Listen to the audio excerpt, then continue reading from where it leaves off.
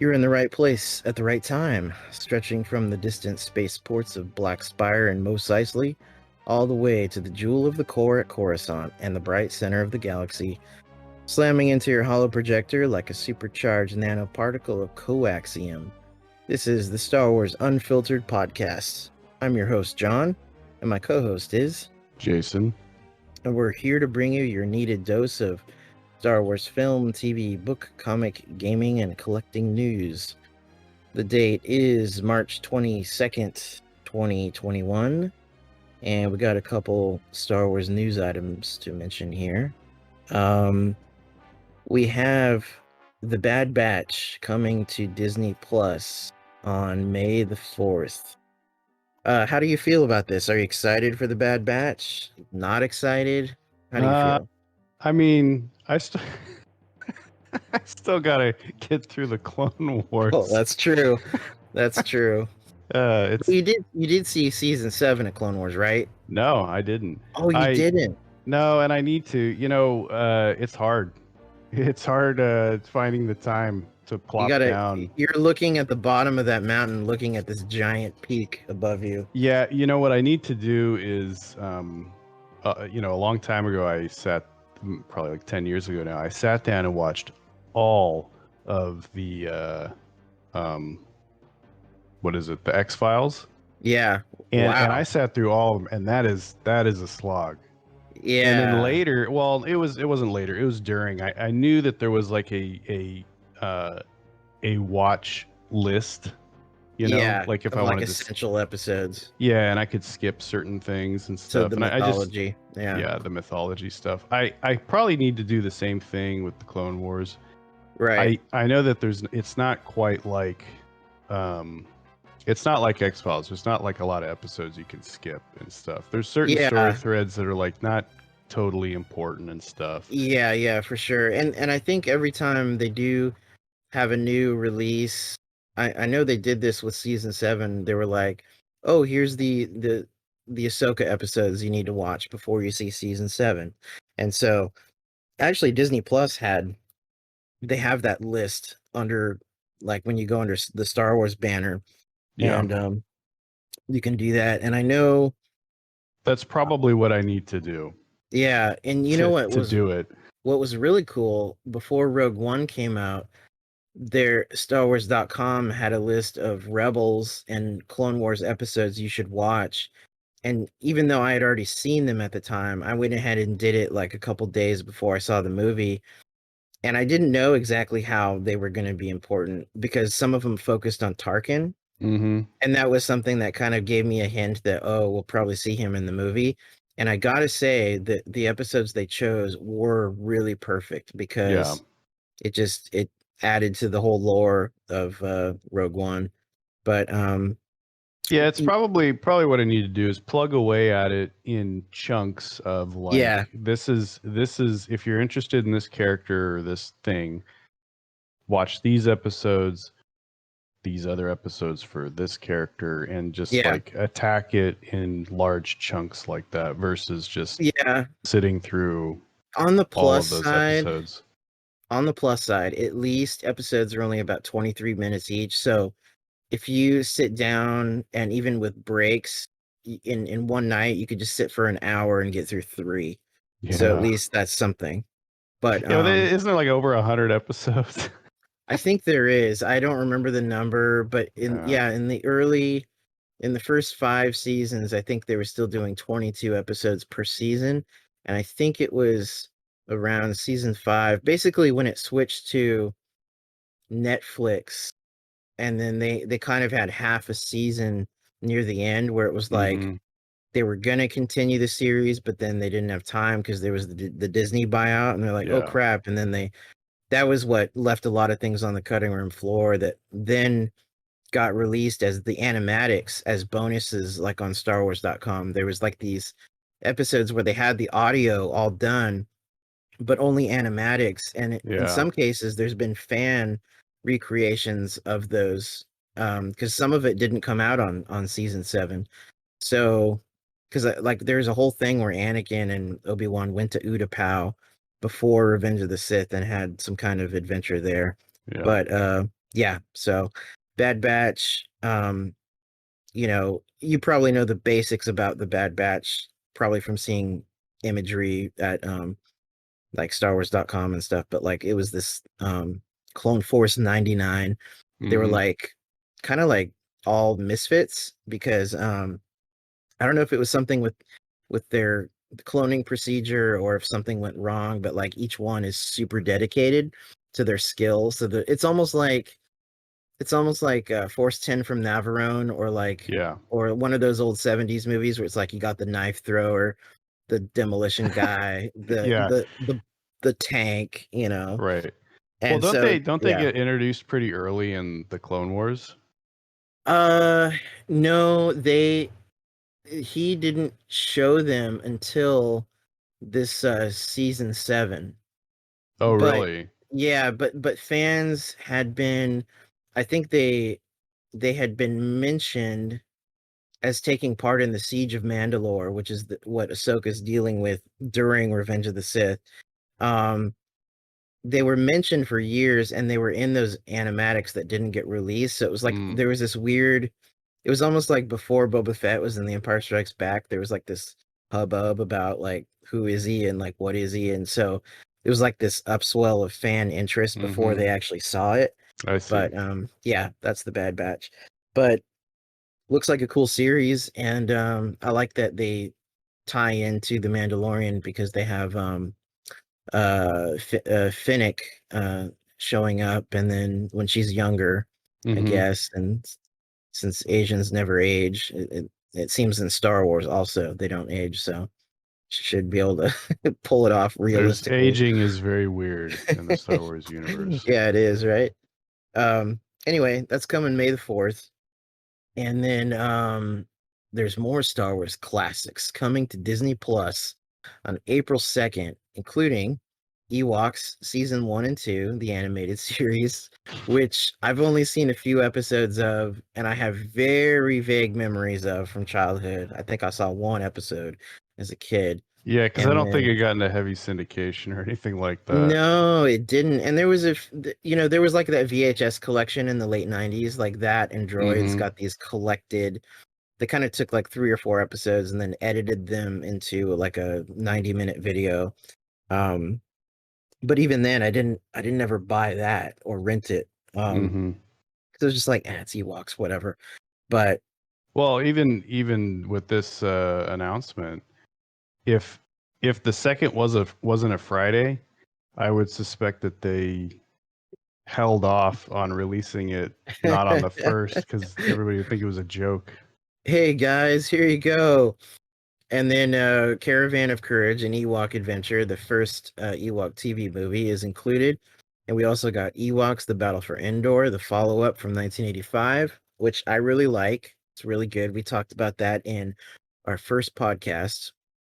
And then they're including the story of the Faithful Wookiee, which is the animated segment from the holiday special, which is cool because that was a bonus feature on the Blu-ray set, the saga, the 1 through 6 that came out in 2011, and people were like wondering like because it just showed that, and people were like, "Are you actually releasing the holiday special on Disney Plus?" And people were flipping their shit, and no, they're not. That would be probably a crime against humanity. It's If they probably did. against the contract It's against the between Jedi Lucas Code. and Disney. Yeah. It's probably the first line in the contract. Number 1, you never release the holiday special. I mean, I could just see like Lucas in the back of Skywalker Ranch. He just has this big trash fire of holiday special tapes just burning away. It's like the tire fire in Springfield in The Simpsons. It Yeah. never ends. It's constant. He's buying up all the copies on eBay that people were selling. People like look on a IR radar over Northern California. You just see this big red spot over Skywalker Ranch. But no, they are including the holiday special animated part, and it is actually really good. I mean, remember Boba Fett at Celebration 1? He had the sample of Darth Vader and Fett from that part. Yeah. But yeah, it's actually really good, and the animation is a bit strange, but it is good quality by Nelvana, who later did the droids and Ewoks animated things. So yeah, these are some interesting kind of cool things coming to Disney Plus. I'm excited. I mean, I just saw the two Ewok movies recently, so I probably won't see them again. But I do feel like it's a missed opportunity. It could have been a great, like, April Fool's joke, but like not a joke. I know, Like right? just do it. Just release it on the first. I know. And Everybody would think it was a joke. and where's droids? Are they waiting for droids? That's you know what? Now that I think about it, what was that one series coming out? A Droid Tale or whatever, or whatever that was, like in a couple years. Oh, Um, yeah, one of the announced maybe series. maybe they'll release droids to lead into that. Who knows? Could be a rights issue. It could be a rights Maybe, issue. and maybe not necessarily um with the show itself, but maybe some music from it. I don't know. Yeah, maybe Stuart Copeland won't let go of his droids theme without getting a big old cut. Yeah, possibly. He's got Sting's lawyer Right. lined up. I saw that intro again last night because I was watching TV intros of from the 80s, and that one just randomly came up. And every time it does, I'm like, this sounds like a Police song completely. Like Mm-hmm. even the vocals kind of sounds like Sting, and it's like, okay, he was It would have been clearly on their follow-up album after Synchronicity, I'm probably would sure. have. Yeah, so that is interesting. Um, yeah, so look forward to those on Disney Plus in the coming weeks. Actually, yeah, just next week basically. And so we got a Force Awakens 5 years later retrospective. I wanted to do this. I thought about it and a few months ago, but then I was like, wait a second, we should actually do an episode on this. It is worth kind of reflecting on because it has been 5 years. We've had the whole sequel trilogy done and finished.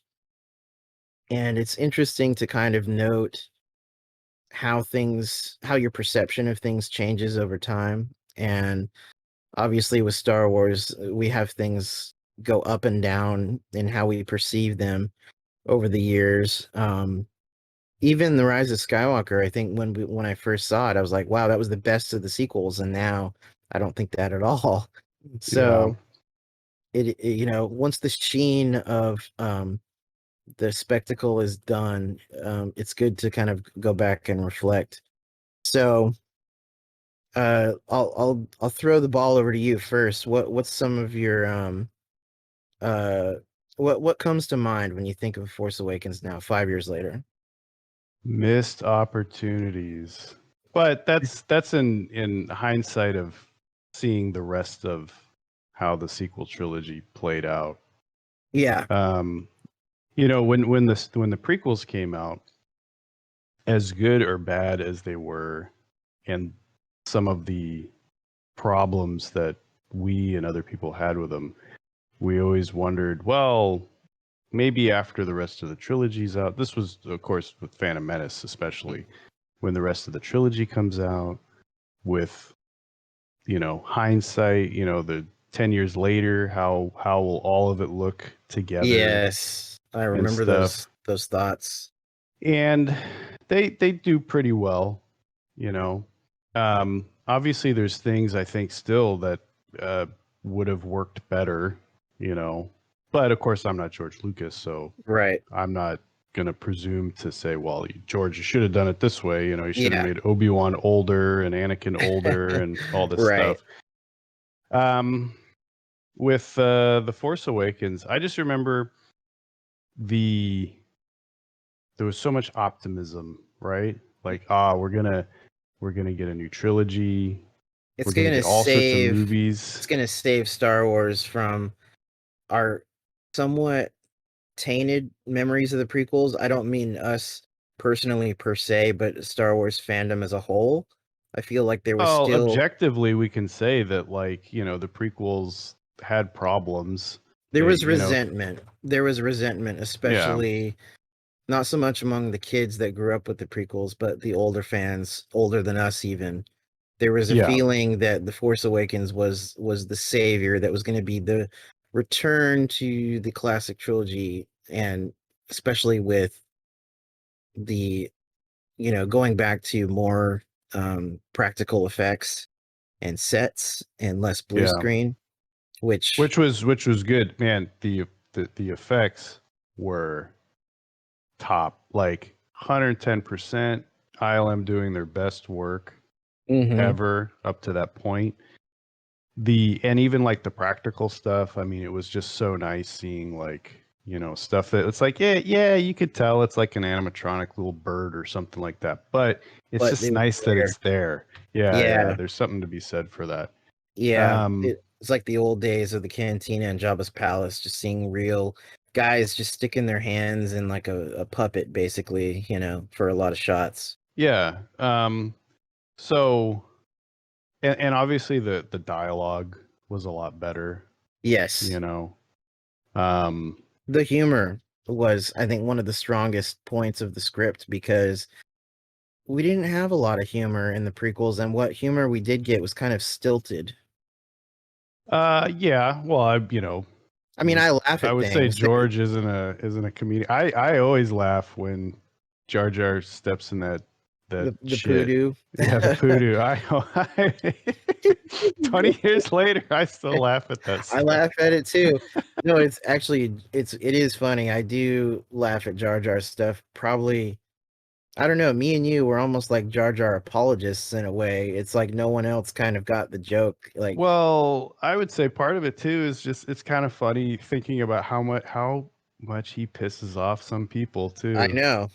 I was looking through old videos that I had downloaded from when the Phantom Menace came out, and there's stuff that I don't know that it's anywhere else anymore. There was a small series of videos where these guys were like torturing Jar Jar figures. I remember those. Yeah, and they're funny. Those. They're really funny. They are funny.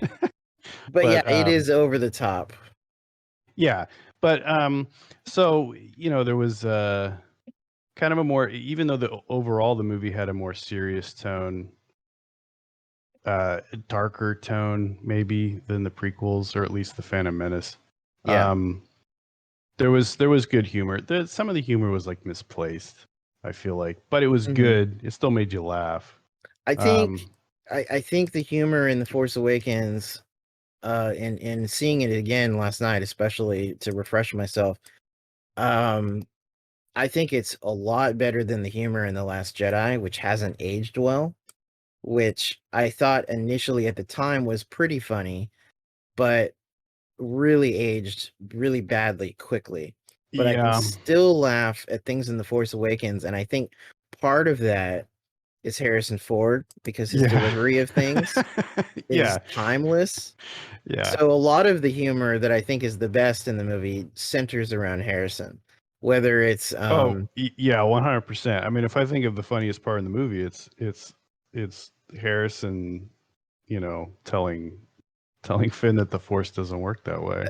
Right, that was a good one. And then I really like the part where, they just came out of the Falcon's little hiding space, and then Finn is like, Han Solo, wasn't he a war hero? And Chewie, you just hear Chewie go, "Oh," and then on top of that, Rey is going, "This is the Millennium Falcon," and 13 parsecs, 12. That was obviously fan service, but because that whole line has been regurgitated by fans so much over the years, it works in a certain way. Yeah. And actually, that's another thing I wanted to touch on in relation to that, was this is the most meta of Star Wars movies. Would you agree?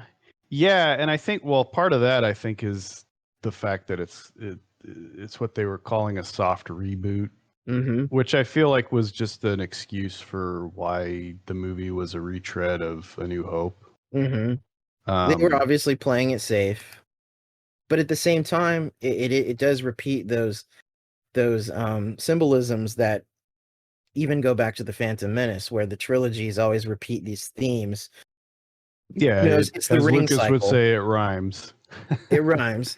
And so I think no matter what they were going to do, the best thing would be to repeat that ring cycle. So you're going to have the heroes destroy a big space station or a super weapon. There's going to be things repeated. I I think I still don't particularly care for the fact that Rey came from a desert planet. I think, I mean, that was all right, I guess, in this movie, but by the time they got to The Rise of Skywalker and then they're going to Pasana, which is another desert planet, I'm like, are all the planets in this trilogy going to be desert and, like forests? Or Yeah, I it's feel like, like it's it's almost like it reminds me of Prometheus when originally it was supposed to be LV, what is it? 426. 426. Yeah, But but they it changed wasn't. it. Yeah. Yeah, they had the script was like a very, direct prequel to Yes. Alien. And Yes. then they said, well, let's not make it that. Let's kind of veer off to the side. So they take it and then they just like, we'll just It change the changed name of the the planet. number. It was like Let's change the number, yeah. LU something. But yeah. It's almost like that. It's almost like, well, this was going to be Tatooine, but we don't want to do Tatooine. So it's going to look Right. like Tatooine. It's going to be a desert planet, all this stuff. We'll just At change the least name. make the desert look different because there's different kinds of deserts. And obviously Pisana had a little bit more like plateaus and things like that. So Yeah, I they can could have made respect it that. like the southwestern deserts with like shrubs and Yeah. Or even like Utah with the big arches and things. Like yeah, I don't know. They could have like changed it up. Instead, most of Jakku ends up looking exactly like Tatooine with the Dune yeah, Sea and stuff. So, yeah.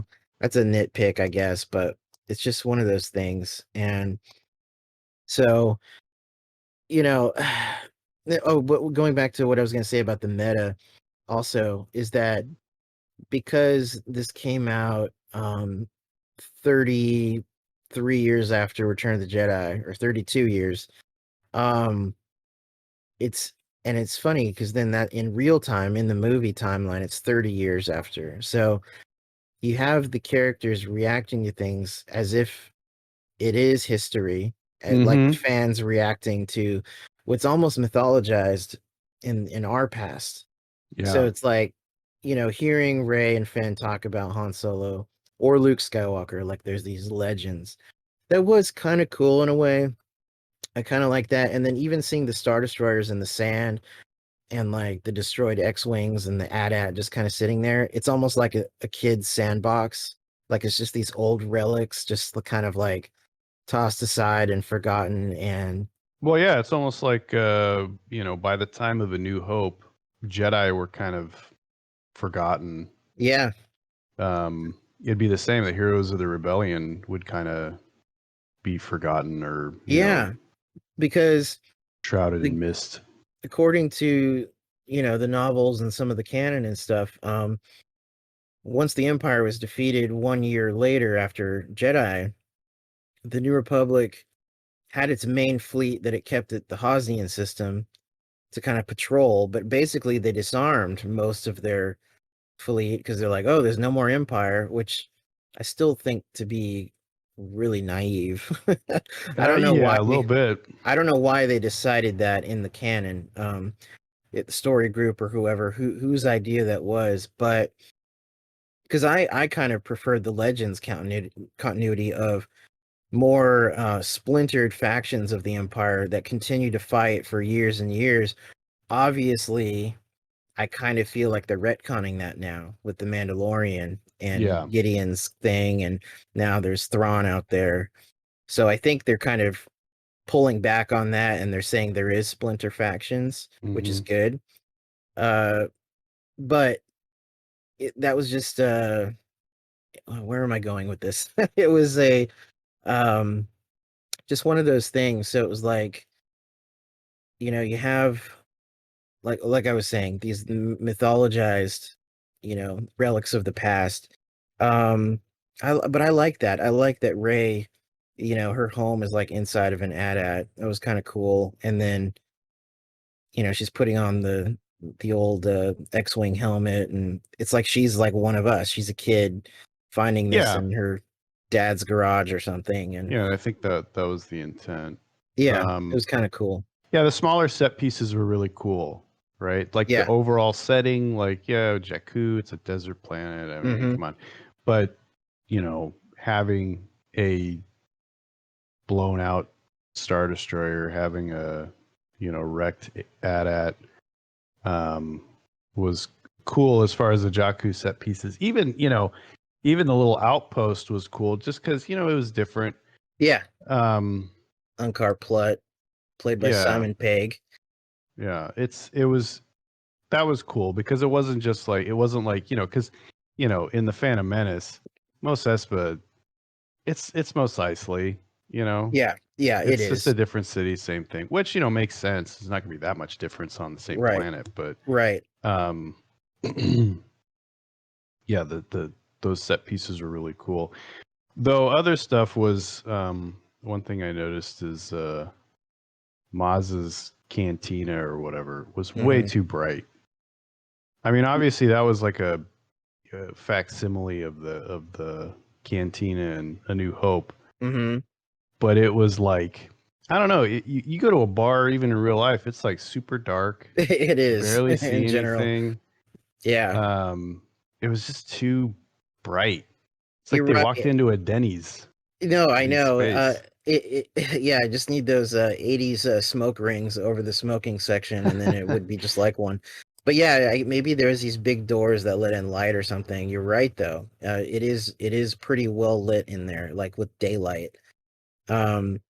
Actually, one of the cool things in Battlefront 2, especially in the campaign mode, is there's a level where you are playing as Han, and you get to explore most of the castle, which is really cool. There's a lot of they did a good job of mapping out the rooms you don't see, and yeah, it's really awesome. You can go up on the roof and everything. But yeah, speaking of Maz's, obviously that was a callback to the cantina.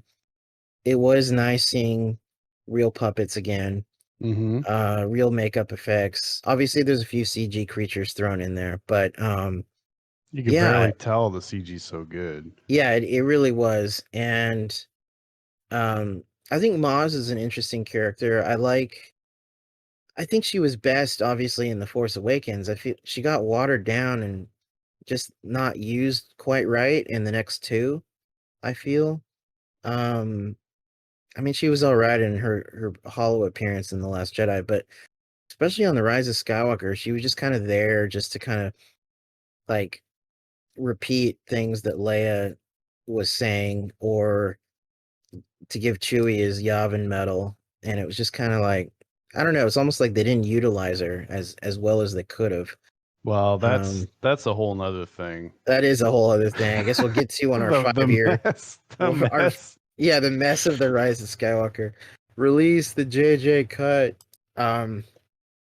Yeah, so, but she is an interesting character. I like that she is, I think according to the novelization, I mean, Han says in the movie, she's been running this place for 1,000 years. You don't know if he's exaggerating, if he's just saying that like, oh, this place is really old, But like, I think in the novelization, it says that she is like 1,000. And it's kind of made clear in the novelization and hinted in the movie that she's force sensitive. Yeah. So and then of course she ends up with Luke's gold lightsaber. I like how, that's a story for another time. And then I was commenting to Nicole, yeah, it's a story we never got to hear, ever. Yeah, I think I saw there's supposed to be a comic or something coming out explaining it. But it's there's a lot of issues with that and just that whole scene with the lightsaber. Yeah, and there was a deleted scene seen in, I think, the second trailer, or no, maybe the first, where you see Maz handing Luke's lightsaber to Leia. And so obviously, I think there was probably going to be more explained during that. She probably would Yeah. have said, "I held on to this from such and such time." Um, and so, yeah, obviously there was things rearranged and changed in post production. But So, why? I mean, this is in retrospect, right? Like, we've seen the rest of the trilogy. Why yeah, is Anakin Skywalker's lightsaber calling out to Palpatine's granddaughter? very true. It doesn't Yeah, make any sense. I don't know. Did Luke imbue that saber with his own presence or something, and then that Even was calling so, to her? even so, though, that's Yeah, and that goes along with the what I said at the beginning, missed opportunities where JJ was obviously setting up certain stuff and yeah, telegraphing things. I yes, think yeah, he's not he like he says he likes to create mystery boxes. right. And I can appreciate that. I love mystery boxes. Yeah, the problem is that when you have someone like JJ who creates mystery boxes and fans, hardcore fans of a series or a franchise they want fan service and they want payoff Yes, for these mystery boxes and stuff right. and these fan theories. And then you take someone like you take the wrong writer director Ryan Johnson and follow up the mystery Thanks for box. clarifying who the wrong one was. Well, God love him. He's not the guy to follow up JJ's mystery box setup of, Maybe he's not. going to come in and subvert everything. And that is a He's going side to, story I want to get to on another episode.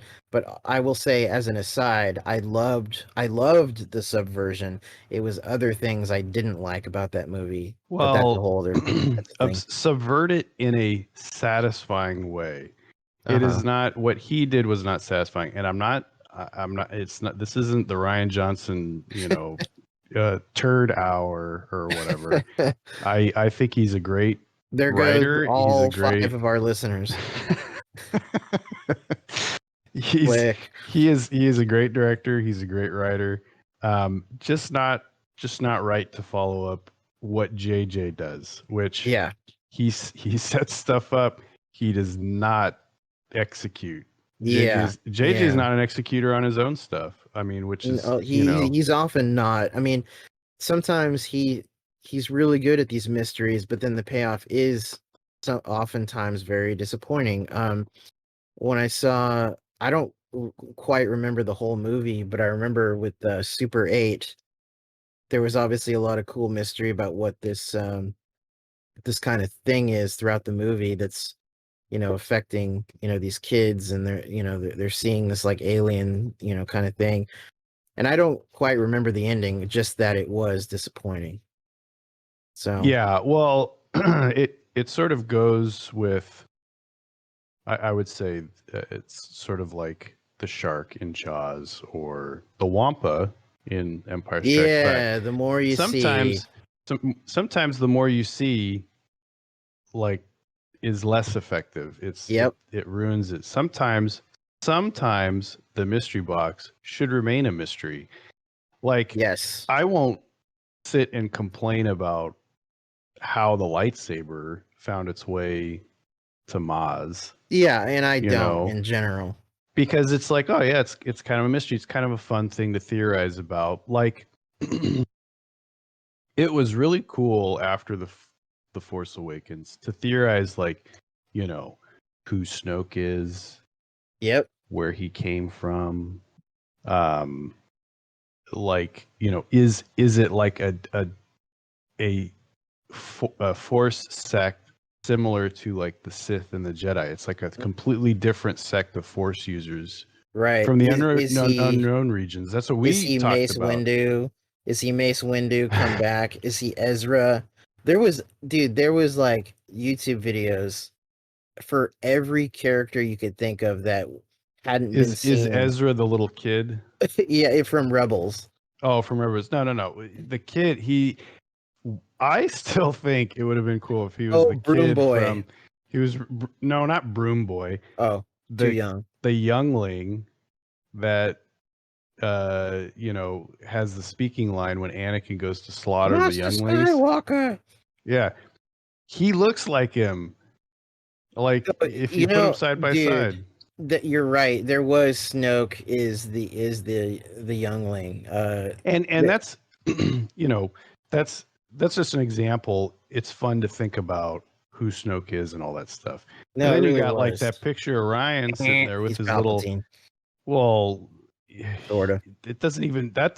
I don't even know. Like it's not even Palpatine. He seems like he's just like some weird construct, right? Yeah, and I only read the first issue of the Rise of Kylo Ren comic that delves into pre-Force Awakens things with Kylo and how he's seduced and everything. And there was some scenes from what I did read of Snoke meeting with him with Ben, and so I admit that I'm unawares of the actual. The same, but I obviously in Star Wars there's always a lot of extra material and comics and books and games and stuff that you can get down into the nitty gritty of the background of certain characters and where people come from and all that stuff.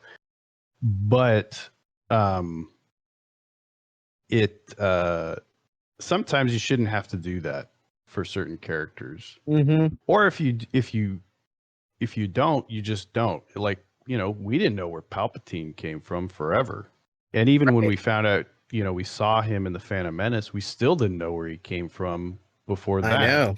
It's very true. And that worked fine. However, it was pretty obvious he was at least like, we knew he was a politician. We knew he was a senator that rose. This was all in the novelization or the prologue to the novelization. Yeah. I mean, we knew what we needed to know. And for Snoke, we only didn't know what we needed to know because we had 6 other movies. Presumably the Sith are dead. Presumably the Empire's gone and all this stuff. So it's interesting to think where Snoke came from. Maybe not. Maybe it just remains a mystery. But there's people are theorizing about Snoke, and there was that picture of Ryan Johnson holding that snarky "Your Snoke theory sucks." Right. And then he died like a bitch. Yeah. Which is fine. But that's the Force Awakens. Anyway, it built up this huge thing, it was almost like a carrot for the fans, the hardcore fans. Like, hey guys, look at this over here. Check this out. I was gonna say, I like, my favorite part of the Last Jedi was that subversion where he's just taken out like a bitch, because I think it was the most shocking moment I've had in Star Wars since I was a kid, finding out that Vader was Luke's father. As far as like, holy shit, I didn't see that coming. Right. So and that was cool on the surface. I'll say that if that was the only thing, that would have been cool, right? Yeah. Like, because then it's like, well, who cares? And then maybe we'll find out more about the Knights of Ren and how that relates to like Snoke, and who knows, but it was like JJ sets up Snoke dies like a bitch. Yeah, Snoke gets smoked. Right. He sets up Rey's being left on Jakku and her parentage, hints at stuff. I mean, there was stuff that was, it seemed to me that it was telegraphed. Like, is she, a secret sister to Ben? Right. Oh, speaking of Rey and her parents supposedly leaving and all that, something I didn't quite pick up on my first, pretty much my first few viewings. I don't know why I didn't. It's pretty easy to notice when you see it, but I like that Rey's memory, or the Force memory of her calling out that she hears in Maz's underground dungeon or whatever. dungeon. Pizza parlor dungeon. It's a Sabaro, or whatever that one, Star Pizza. I like that it's triggered by Finn leaving. So she cares about Finn. They have this heart to heart, and he reveals the truth of who he is. And then it's triggered when she sees him walk away. And I like that it brought back that residual memory from deep inside her, because it's right when she sees him walk out the door that she hears herself in her memory calling from down Right. below. I didn't realize that either, and that's a cool detail to It pick up really on, because is. it's the first person that she cares about in Yes. since her parents left, and Right. And he's walking out on her too. right. And when I kind of explained that to Nicole, she was like, "Well, yeah, but Luke's lightsaber is down there. That's the Force vision calling to her." But I was like, "Well, maybe that is, and maybe there's like some kind of Force, uh I don't know, Force like nexus in Maz's castle, and Mm-hmm. maybe when that memory is triggered, it opens up Rey to something else that then pulls her down there." So Yeah, which would totally make sense. Um, and I feel like this is they kind of I don't know, it wasn't really clear what they were getting at with the lightsaber thing, the vision, the vision, because it starts off as being um tied to events, tied to a strong event with the lightsaber, when it was lost, right? His Luke facing down Vader in Cloud City. yeah, And then it moves to events that the lightsaber was not connected to, or Rey, presumably. I right. mean, after the fact, maybe at the time it could have been something that Rey was connected to, Yeah, right? because we see what appears to be, I guess, one of Luke's students taken out by a Knight of Ren or Yeah, Kylo. and Luke, on with R2 and all that stuff, and Right, at the time, that hints at, well, maybe Ray was there and she was hidden after right, this happened. I right. mean, depending on the timeline, I don't remember the timeline and if Yeah, that even made sense. But right. if there was just no connection, There right? was I a mean, lot of things going on that even now are unclear, and you hear Yoda say things from The Empire Strikes Back. Like what he was saying to Luke. mhm. You obviously then we get this image of Unkar Plutt holding her back as her parents fly away, and the ship that we later see is the one the alien guy from Rise of Skywalker who ended up on Pisana.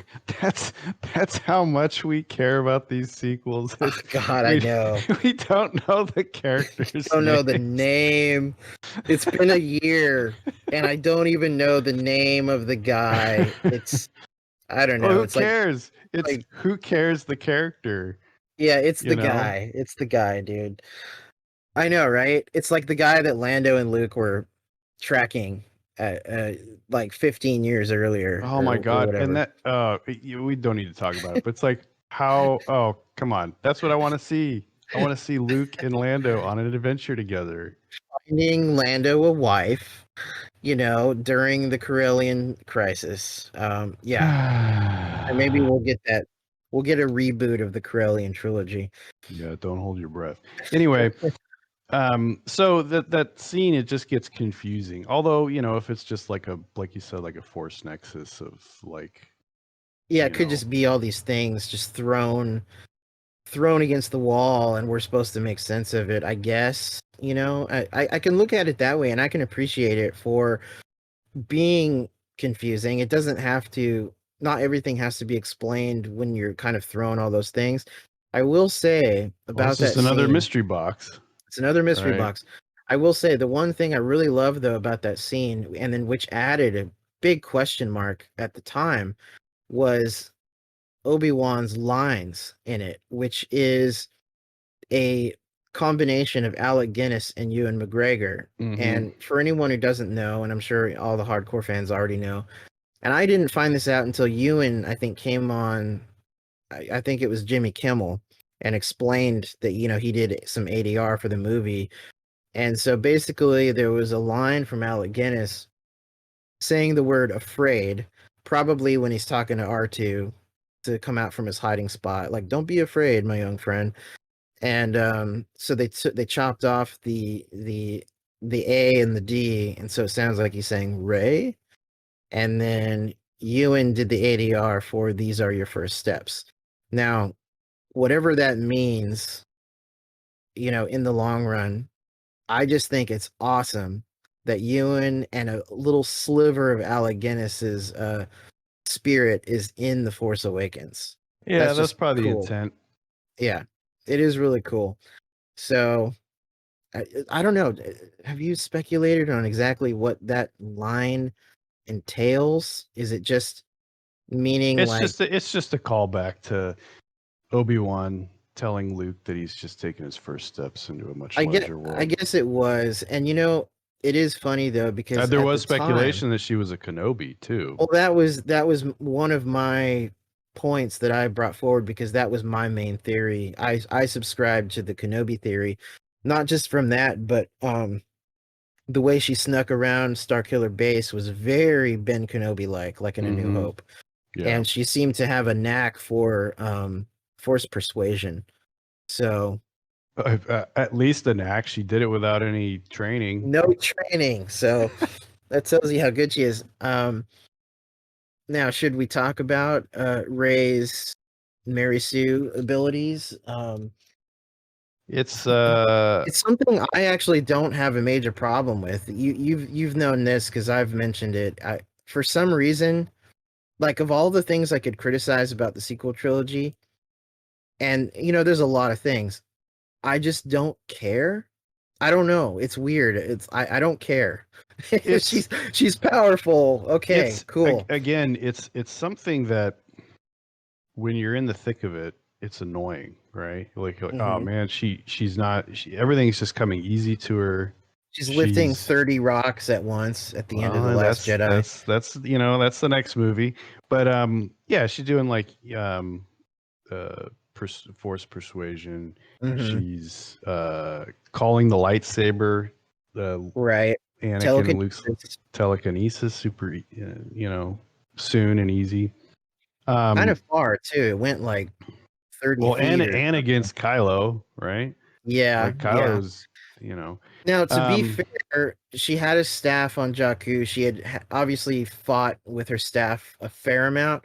So I think that could explain fine. I don't a little bit of her. I do not take major issue with the lightsaber duel, because Kylo was obviously not at 100% with the shot to the side he took, and right from a bowcaster. And he was clearly toying with Finn until Finn got him, in the shoulder, and then he ended it. He was done messing around. And Finn had staff training, because if you read Before the Awakening, which deals with Finn's story right before the movie, he trained with his other stormtrooper compadres on the Star Destroyer with those power staffs that and they kind of they imply he's a stormtrooper, so you'd have some sort of training with stuff, different weapons, and they kind of imply it when he's able to hold his own against the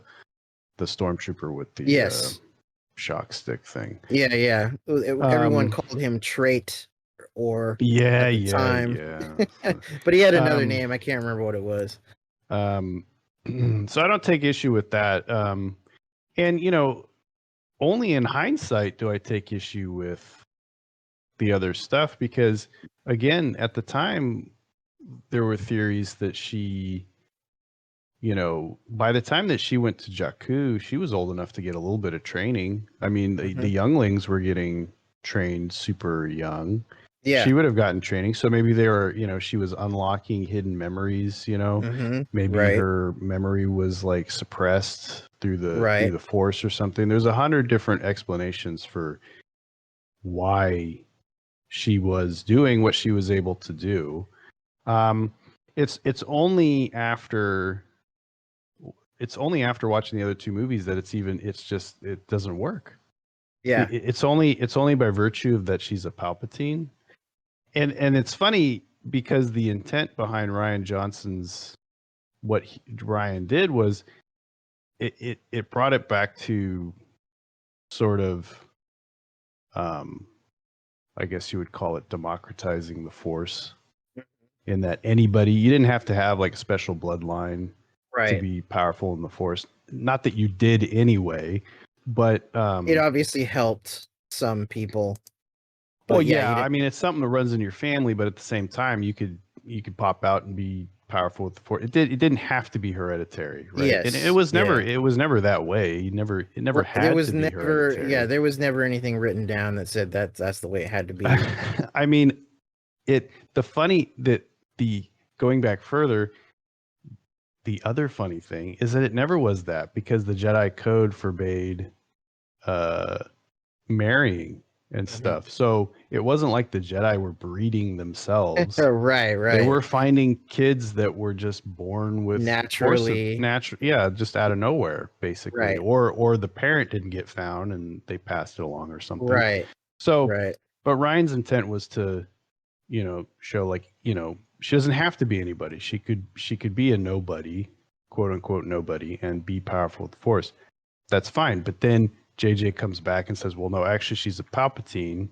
And this explains why she could do all these things and throw Force lightning and Rise of Skywalker and all this stuff spontaneously. And it's like, it's that's when it falls apart. Because I think you're right. Then it's like you didn't come up with a clever explanation, which, through the fault of Rian Johnson, you couldn't come up with a clever explanation. You had to throw the hereditary stuff in there. And then in watching The Force Awakens again, it just gets frustrating because you're like, okay, she could do this because she's a Palpatine, and that's basically it.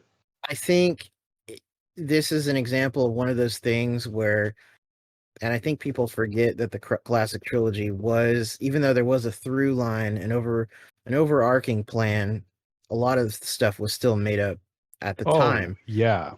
And I think this is like when you watch the classic trilogy and you're watching A New Hope, and Luke and Leia kissing in the Empire Strikes Back, and obviously that is an example of something that's really kind of icky once you see Return of the Jedi, and it's like, ugh. Right. But when we got to Return of the Jedi, we got Obi-Wan came out and had a nice little sit down with Luke and gave him about 4 minutes of exposition. Yes. And kind of, which was cut, and in the novelization, further stuff about Leia going to Bail Organa and all that. Yeah, and we got that as just, it's just a couple of minutes. Obi-Wan comes out and says, you know what? Yeah. I lied. Like, for my, hey, this is, this is how I saw it. So what are you gonna do? Take it or leave it. Yeah. And it was just a little bit of cleanup. And it's just, we didn't get the cleanup later. We got like the explanation, but it's like we didn't have it was like, oh yeah, she's powerful and can do all this stuff because she's a Palpatine. And you're like, whoa, hold up. Like, Luke didn't just magically do this stuff. I mean, he kind of did, but the thing is, so a good example is the telekinesis, right? Mm-hmm. She shows that she can pull the lightsaber to herself at the end of the Force Awakens over Kylo doing it. And then in the Last Jedi, they're like fighting over it, right? Right. Like they're both struggling enough to break the lightsaber in two. Yeah. The time between the The Force Awakens and The Last Jedi, there's no time. No, there is no time. It's like a day at most. Yeah, it's not like A New Hope and Empire Strikes Back where there's... It's the first Star Wars sequel to take place immediately after the previous one. Yeah. So there, in between A New Hope and Empire Strikes Back, there's like what, 4 years, 3 years? What was it? I don't remember. 3 years. 3 years. 3 years. So, and presumably, Luke could be practicing. He could be, I don't know, reading Obi-Wan's notes. He could be communing with Obi-Wan. Because it's, if you wipe away all the canon and it's just the movies, then presumably Obi-Wan was training him. Right. At least a little bit as a Force ghost and stuff. Yes. So you would assume that without the expanded universe of material. And even then, Luke has to concentrate. He tries to do it. He fails. Then he has to take a breath. Right. And he's injured, so that could affect his he's upside down. All the midi-chlorians are rushing to his head. Yeah. But she just does it, right? Yes. Everything comes easy. So it's an example of the problem going further down the trilogy of JJ came up with all these really cool mystery boxes. Him and Kasdan, because Kasdan was there. He was co-writing. Presumably, he only did it so as get his son in the door to do, to do Solo. Yeah, yeah. But whatever, the dialogue was great. Loved it. Kasdan's a mercenary. So the dialogue was good, and no, you're right though. Everything you said about Rey, I'm in agreement. So it kind of, I don't want to go to. It's so easy to just slip right into the Last Jedi. It's not and this is a good time to point out. It's really shitty to attack the individuals that worked on the movies. It's shitty to attack JJ, even though we like to make fun of him and his dick nose and stuff. It's really easy to attack Rian Johnson.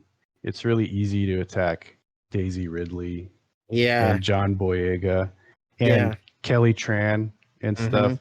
All these people, even JJ and Rian Johnson, they're just trying to make the best, the best movie that they can. They're fans. They're fans.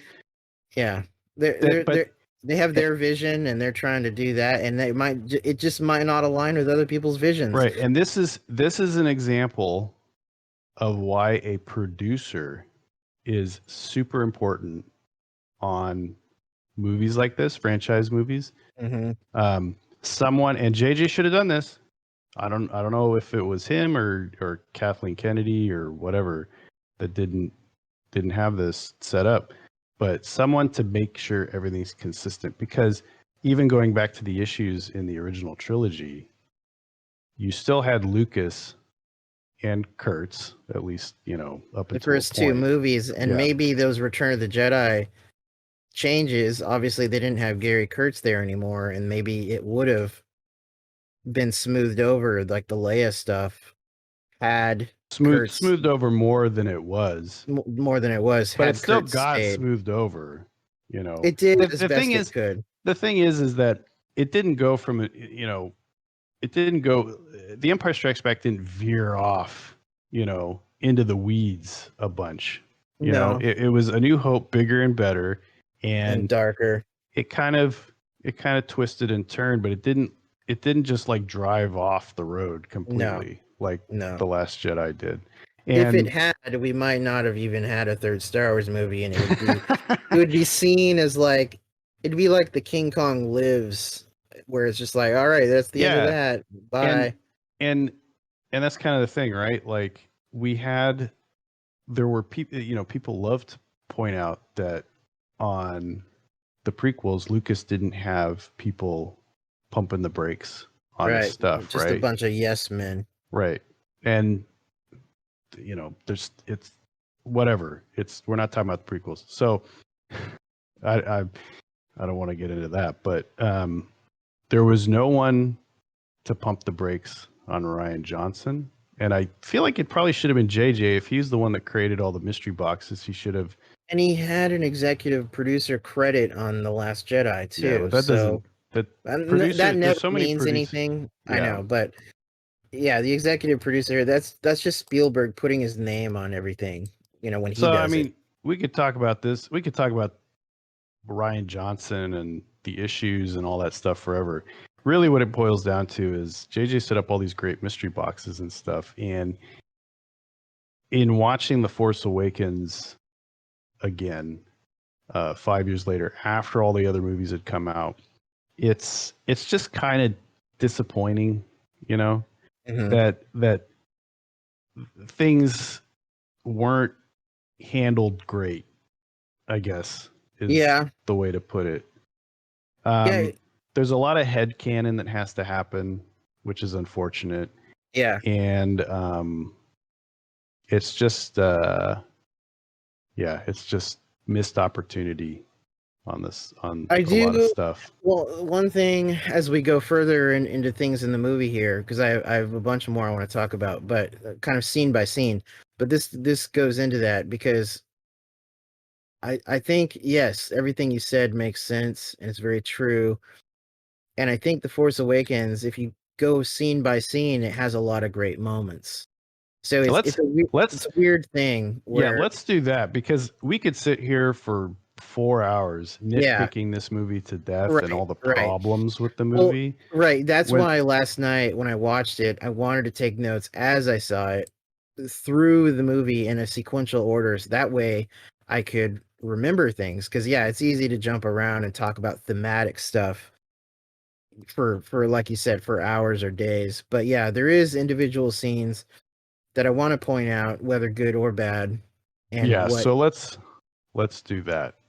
So yeah, there was a one of the things I wanted to talk about, eh, going right from the beginning of the movie. Actually, I think I pointed this out after we first saw it in the theater on opening night, but it's something that I've not really heard anybody mention, and that is, does the main title music sound weird to you in each of these movies? But especially Episode 7, it has a different cadence than any of the movies on the instrumentation, and I don't know if that was a conscious choice by John Williams or what, but it doesn't have the same horn blast like power that the other Um 6 movies have. And it reminds me of when you hear the Star Wars main title done by another orchestra. That's what it reminds me of. you know, when I first sat down to watch it again, I kind of noticed the same thing. I couldn't quite put my finger on it. It just sounded a little different. And Yes. obviously, if I, after you mentioning it, if I went and sat down and watched it, again, and compared Yeah. it to the other movies, I might pick up on that more. And this is something that also was the case for the next 2. And I swear to God, if you watch the opening main titles to 1 through 6, they have nearly the same power and instrumentation. There's a little bit of difference on A New Hope because I think they're recording on analog for that movie, and Mm-hmm. there's a slight 70s kind of cadence to everything. Yeah. But Empire and Jedi have always been very distinctive to me. I mean, obviously I've heard them hundreds or thousands of times, but episodes 1, 2, and 3 sound virtually the same on the opening title. But this one, there is something different, and I've tried to pin it down, and it's just, it doesn't have the same power. It's like someone told John Williams to scale back something, whether it was the horns or what, or maybe it was the way it was mixed. I don't know, but it Well, sounds weird. in general, and we've talked about this before. I think that even though they got John Williams back to do the soundtrack, I Hmm. think there was something missing from JJ and from Ryan, Hmm. where the music wasn't as important to them. Could Like be. I almost feel like JJ might have just gone in there and been like, "Yeah, do your thing." It Like, could be. It's very possible because they just kind of know John Williams has a certain pedigree, and he would just kind of like he could do whatever. Whereas and Lucas I might don't have know. said, "Yeah, don't do this," or or change. I mean, I know Lucas has been from interviews about John Williams. He's always said he was like 95% great with whatever he recorded on his own.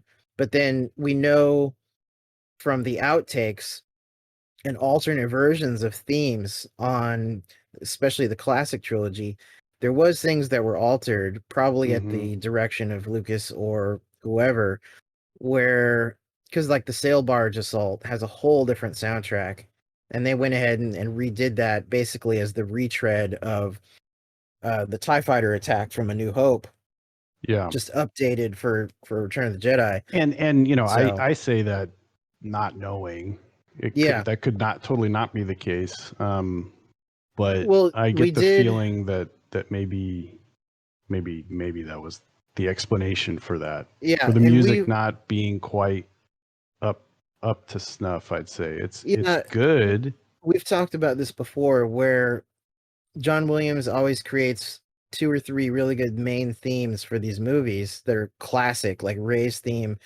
and Kylo Ren's theme, which are fantastic and easily as good as anything in the prequels and classic trilogy. Those are amazing. But then his action cues, his very basic action cues, seem to just be by the numbers Yeah. and very forgettable. But again, it's this weird thing where maybe it's me because we've heard the classic trilogy pieces and even the prequels so much over the years.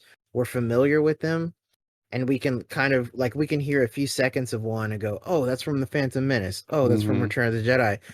But maybe it's because I've listened to the sequel trilogy music less that I'm not, and I don't have the same emotional resonance with it. I'm not constantly playing it before I go to bed every night like I did when I was a teenager for the other ones. So it's like maybe it's just me, you Yeah, know? it's So possible. I'm It's sure that's possible, part of it. but at the same time, it's like when you sit down to listen, it's not like you're like, I'm gonna listen to the Force Awakens soundtrack. You Yeah. know, you're more so you're like, I want to listen to Empire Strikes Back or something. Yes, it's definitely the comfortable and familiar, obviously, that we want to go to. However, then on top of that, John Williams is older. He's not going to be cranking out Yeah, classics like he was when he was in he's his not 40s. hungry. He's not young and hungry at his 40s and 50s anymore. Um, but I mean, and it's funny too because he has had such a long career. He was a jazz player in the 50s, I think playing drums in jazz bands, and then his father in the 30s and 40s was a jazz guy, and he recorded with different orchestras around Hollywood and stuff. And I was just retreading some of this recently with a John Williams interview, talking about his early life and all the music stuff he learned through his father. But yeah, he's getting up there, man. He's approaching his 90s. I think he's in his late 80s now. Mm-hmm. And I mean, God bless the guy for actually. I mean, I don't care for every little cue he's done for these movies, but to do what he's done this long and still have even that amount of quality is actually amazing. Yeah, So there's not I'm many people surprised you that, can hear still. dude, no kidding. Yeah. So, and I do enjoy the sequel soundtracks. I play them every so often, but when I play them, it's like it, there's just something about the action cues and the in between tracks that aren't as memorable to me. You could like mix and match any of the three sequel movies on the action scenes, and I wouldn't even quite know what movie it's from. So, Yeah, I don't y- know if it's just missing like a kind of a main theme to the movie because yeah, the Phantom Menace had um Duel of the Fates hmm had and Anakin's theme in the first movie that was, and it continued the next three. But then you had the Anakin and Padme across the stars love theme and yeah. stuff like that. Yeah, I don't know if maybe that's the issue or could just be us. It could. I think it's a combination. It's probably a Probably. combination. But having said that, Ray's theme is amazing. Kylo Ren's Yes. theme is amazing, and every Yes. time there's a big fanfare or a rendition of those themes in the movie, it is great. I That's love it. that's all I can recall from the music. Yeah, I know. Unless it's just a callback to stuff from the From the original original. trilogy. Right, right. Now I was gonna mention some of the stuff when Han and Chewie pop in. Mm-hmm. Um, Basically, I regret some of the things we saw in the trailers beforehand, like when he says, "Chewie, we're home." Yeah. I wish, even though that was great in the trailer, I wish I had seen that first in the movie, just as it was. Well, that's almost yeah. I mean, that's almost everything from trailers. I know, I To be know. honest. Yeah, that was one, and the Rise of Skywalker kind of did the same thing for me with Rey running from the TIE interceptor and doing the jump, flip, and chop. That would have been so much cooler if I had just seen it, in the movie. But yeah, that's trailers. I'm surprised they didn't put the Force lightning in the trailer. Yeah, I know. Um, but it was great seeing Han and Chewie on the Falcon reunited, and I don't know, Well, something I some think with trailers, I think stuff works really well when it's like a little snippet that's totally out of context and you don't know what it means. yes. But when it's Han and Chewie and they're clearly on the Falcon and they're saying, Han saying we're home, it's like, okay, I know the context. It's kind of like with Yes. Obi-Wan yelling no in the Phantom Menace Right, trailer, and it's right. like, well, that's out of context, sure, but I'm pretty sure I know what's Yes. gonna happen. Yeah, and so it sets certain things up in your mind, and that's good and bad. It's fun to speculate and think, "Oh, I think we're going to see this," but it is better to know less, as I've discovered over the years. Because I went into well, Rise of Skywalker, I only saw the initial trailer. Last Jedi, Same. I saw no trailers. Force Awakens, I saw just the trailers and a few commercials that had a couple footage pieces. But yeah, so I've seen both sides of it. I've heavily spoiled myself like I did for Attack of the Clones, and then I've gone in blind, and I will always say the blind method is better Yeah, every time. I'd agree.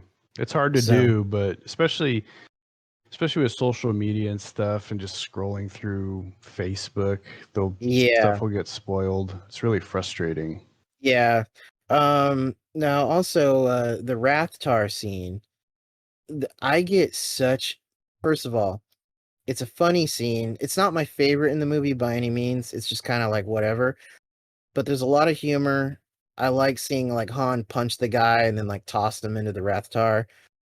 It's a very Indiana Jones vibe.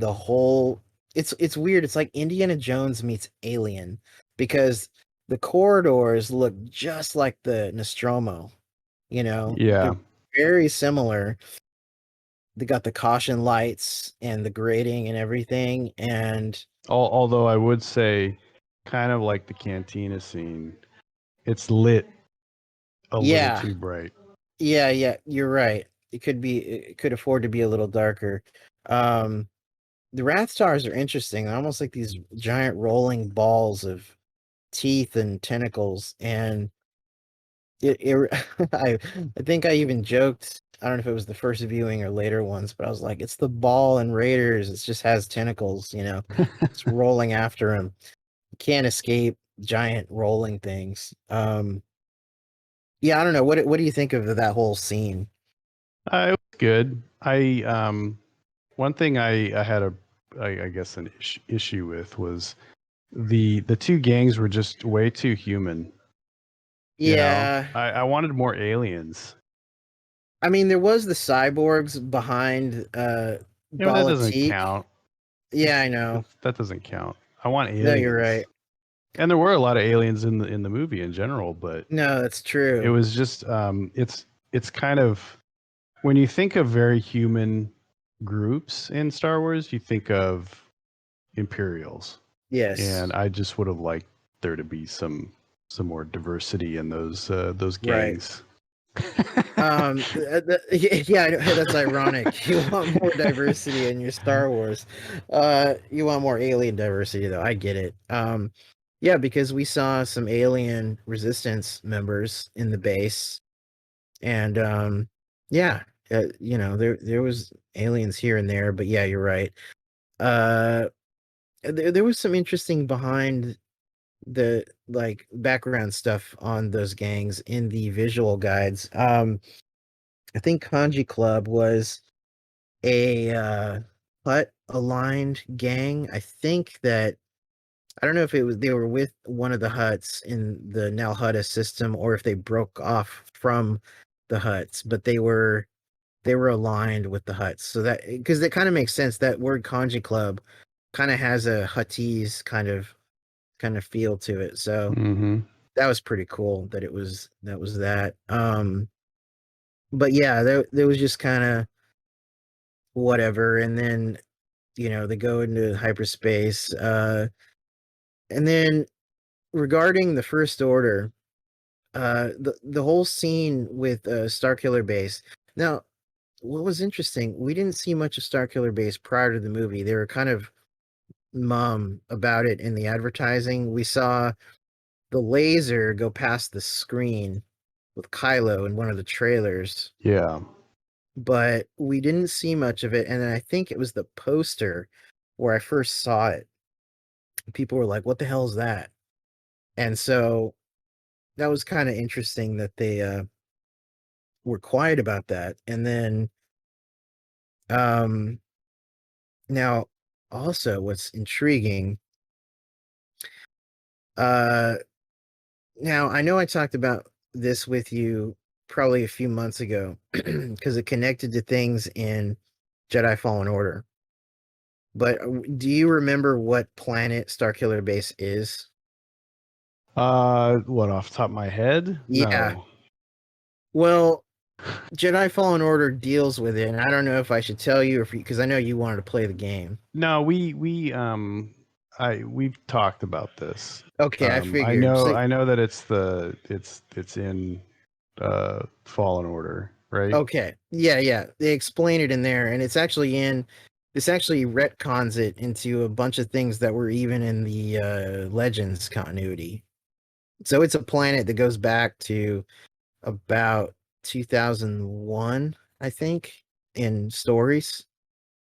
So I don't want to, if you can't remember, I don't want to spoil it for you. If you do want to play Jedi Fallen Order, It's not gonna spoil it because isn't that it's the source of the Kyber crystals or whatever. yes, yeah, Yeah. it's No, I Ilum. know that. It's okay. So I figure I can mention it on the podcast too, because Jedi Fallen Orders have been out for like a year and a half now or whatever. So people, if you're listening to this, you probably already know if you care about that kind of thing. But what's cool though is that this is something people speculated after the movie came out because I think there was a Star Wars Galactic Atlas book that came out probably a year after the movie, maybe a couple years. And on these maps, even though obviously the canon was rebooted and everything, they didn't reboot maps. Most planets, if they were in one spot in Legends, they were still in that spot in the galaxy in canon. And so They should have added a cartographer to the story group to yeah, yeah, right. reset that too. Or But maybe no, an I actually astronomer, not a cartographer. right, yeah, galactic cartographer. But I like though that it was cool that they didn't just outright say it because people were noticing that Ilum occupied the same space on the map as Starkiller Base on when you compared it to other maps. Mm-hmm. And they were like, huh, that is interesting. And then obviously it would use the power of kyber crystals to, partially power its laser. So Well, that wasn't that's a good example of you. It's something that doesn't need to be explained in the movie. It's like a nice yes. back detail that can be backfilled later with Right. other material, but it's not something like I don't need to go read material to understand Yes. which planet Starkiller Base is, or Right. And that's not important. I think it was a good kind of sort of retcon. It was a little tidbit thrown to the book fans, and not just the book fans, because Ilum had been shown in even the Clone Wars. There's a whole episode where Yoda takes some younglings to Ilum and they build lightsabers. So it was really cool. And then it was finally revealed in Jedi Fallen Order about 2/3 through the game. You go there and you see the beginnings, because the Empire started excavating and started working on this like about 5 years after the Revenge of the Sith. So Starkiller Mm-hmm. Base construction goes back decades. They were Mm-hmm. basically working on this when they were already building the Death Star. So it is interesting where that ties into the Empire's kind of, future plans and stuff. It was going to be the ultimate weapon against the Yuzin Vong, clearly. Exactly.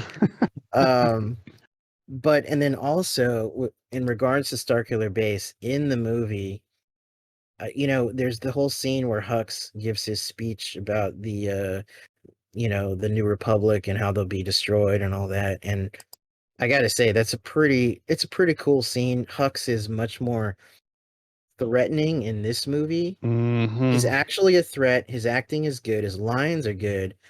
In the next two movies, it's like they neutered him. They turned him into a bumbling Yeah. comic relief, like just total. You can't take him seriously. He's just comic relief and completely neutered. Yes. And that's a bummer because Hux is kind of cool in The Force Awakens. Yeah, he could have been Tarkin 2.0. Yeah. You know? And his scene is obviously very reminiscent of Hitler's speeches to the Nazis. Um, and so there's that whole scene, and it's funny when I watch it, you see the laser shoot out, and it's basically taking up half the sky, Mm-hmm. and it's probably like 3,000 kilometers wide or something, or maybe even more, 5,000, when you see it come out of the planet, and it's like, what kind of shielding do they have for them? Because I would think that half the planet's energy would just be to shield them just from that. Like, There's a lot of issues with Starkiller Base on a technical level, yes, which yes, were at least half of them were explained in the novel versus the yes. movie. The movie, it's funny how they contradict each other in the power source for Starkiller Base. As far as in the movie, it's coming from the star, Mm-hmm. which I don't know if this is an issue in any other movies, but it was a little jarring when Finn was I think it was Finn was referring to it getting the power from the sun, you know. Yes, But yeah, I guess if when you're in the context of being on a planet or something, you just refer to it as the sun. You don't refer to it as a star. right. So Yeah, that didn't really matter. The the system's system's sun, sun. because we don't our star is not called the sun. It's Right. Soul. Soul. Yeah. Right. So anyway, that that was like a false nitpick. But as far as the power for Starkiller Base in the novel, I think it was dark matter, if I Yeah. remember correctly, Or dark and energy. I can't remember which. it drawing the dark matter or dark energy, it dims the star, the Mm-hmm. sun, Mm-hmm. and then that's it. Like it doesn't extinguish the star, which seemed to be the implication in the movie, right? With like Yeah, oh, when the sun's gone, then that's it. Like that's it's gonna it. fire, and it's like, well, what happens when it needs to recharge again? Like, does it move? Can it move around? I Like, think that was the case. I think Starkiller Base is mobile. I think it is. but it's interesting because Maybe it's not. I don't know. Can't presumably not, remember because because it's a to planet. move planets, even in something like Star Wars, We need to get the Corellian. We need to get I know Center it's Point Station here. Center Point Station. Yeah, it's sort of like in a lot of sci-fi and Star Wars included, it's the ability to move planets is reserved for like ancient advanced civilizations. like the what is it, the guys from Knights of the Old Republic, the those aliens that were like pre-Republic, Yeah. I can't remember their names offhand, but I want to say the Rat Attack, or no, I don't know, those guys. Yeah, you're right though, So it is almost, it's yeah, interesting. I mean, it's fine. The book explains it, and in my head canon is like, well, they just don't know, right? They're yeah, just when they're sitting there, they're kind of spitballing the power source when they're in the rebel base or the yeah, and resistance base. Sorry, yeah, talking about how it works and all that stuff. They're kind of just trying to figure it right, out right. themselves. So And luckily they got the sanitation officer to tell him the key points of the shielding and yeah, everything. So Finn was a stormtrooper slash riot officer training, staff training, sanitation guard, guy who knew where the control room was for the shields to come down. So he yeah, did it all. he did it all. He He was a rose in jack the of all trades. ranks. Yeah. Now also in regards to Starkiller Base, there was things at the time. Okay, well, let's go into Hosnian Prime. What was our first thoughts when we saw Hosnian Prime, Jason? They're blowing up Coruscant. It's Coruscant. What the hell? And they That didn't was even say it was that Coruscant. We is just assumed. the worst cut in probably any Star Wars movie was cutting those scenes, right? Because wasn't there supposed to be scenes Yeah, there was toward the something beginning of the leading movie up or something? where or it might be in one of the spin-off novels or the novelization maybe, where I know Leia is contacting that one senator, the dark-haired lady who's Yeah, that you seeing. see, she's featured in that short clip right before Yeah, the system gets obliterated. right. That whole thing is an issue because they didn't explain where that was very well. At least just say maybe even the First Order announce like, all right, we're targeting the Hosnian system, Right? you know. Yeah. They could have just added it And somehow. so, so we see it as an audience. We see tall buildings that look exactly like ones in the Yeah, Republic we City. see it from space, and it's heavily populated. You see a lot of light on the Right. surface from like cities and stuff. Yes.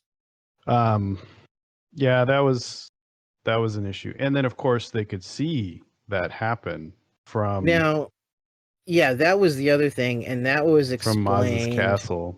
That was explained, I think, in the visual guide, that it almost like opened up a wormhole or something. Well, basically, Oh my gosh. Starkiller Base, it fires its weapon that it traverses hyperspace.